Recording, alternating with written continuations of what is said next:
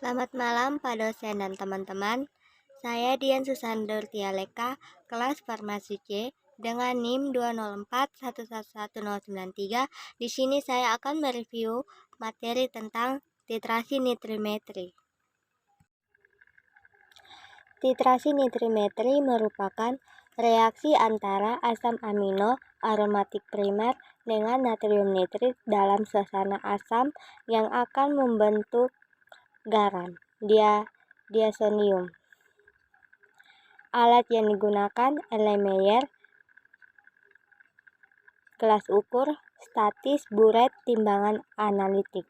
Bahan yang digunakan NaO2, HCl, asam sulfanilat, asam dikarbonat, kalium iodida, dan pati yang digunakan sebagai larutan kanji. Yang pertama, pembuatan penifer. Pembuatan reagen. Pada pembuatan penifer, yaitu natrium nitrit dengan konsentrasi 0,1 molar, permukaan labu takar dengan aluminium foil. Yang berikutnya, pembuatan kanji sebanyak 4 kali. Yang berikutnya, larutkan 3,9 iodida di dalam 20 ml air, lalu pindahkan ke beker gelas yang lebih besar dan tambahkan air sampai volumenya 400 ml. Lalu pindahkan ke beker gelas sebelumnya untuk mencegah adanya kanji yang tertinggal. Tambahkan air panas untuk membantu proses pembuatan pasta kanji. Setelah volumenya 400 ml, panaskan di atas buret sampai mendidih. Sambil menunggu larutan mendidih, siapkan campuran dingin yang terdiri dari 20 gram pati yang akan dicampur dengan 40 ml air dingin. Setelah ditambahkan, aduk sampai membentuk reaksi dan menunggu campuran lainnya mendidih. Setelah mendidih, tambahkan campuran yang direaksi dalam pati air ke dalam campuran, lalu aduk sampai terbentuk pada kanji. Setelah itu, angkat dan dinginkan. Setelah dingin, kemudian lapiskan pada permukaan kaca yang berfungsi sebagai indikator luar. Caranya, dituang ke permukaan kaca, kemudian diletakkan di permukaan kaca.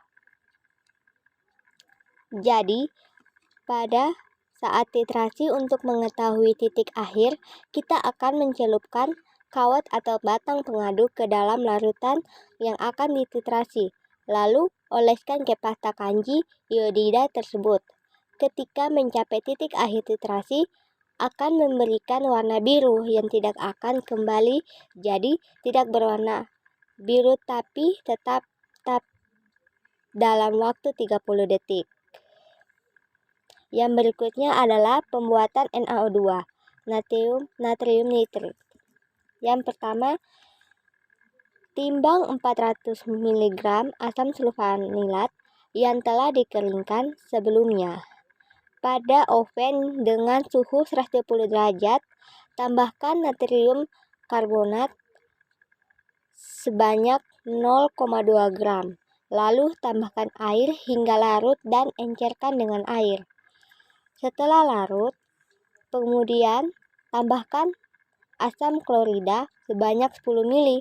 Ketika tambahkan asam klorida pekat, harus melalui dinding supaya tidak terjadi tempat yang berbahaya. Kemudian siapkan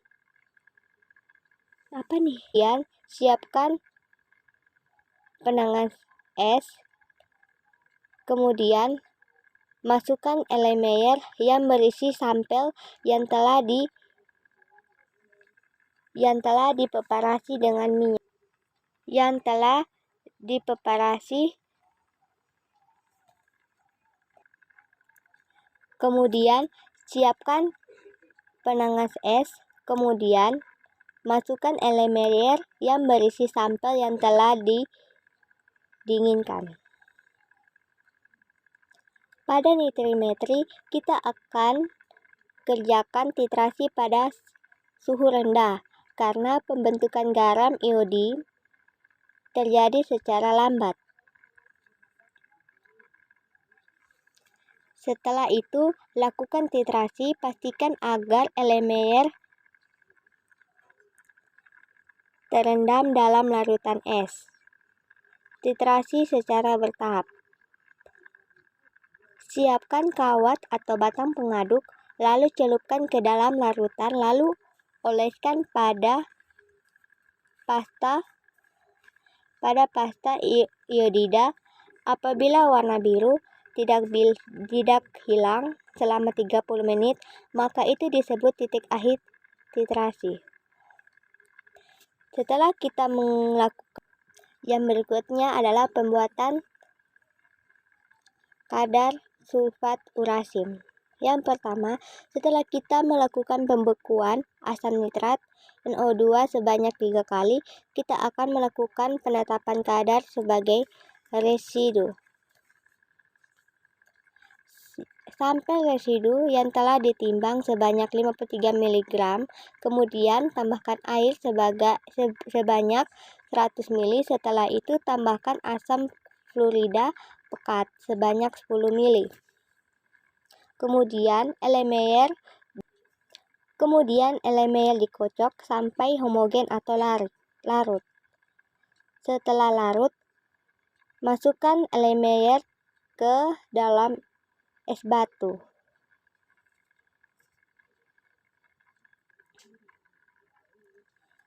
Di atas es, kemudian kita siap untuk melakukan penetapan kadar menggunakan buret yang ditutupi dengan aluminium foil.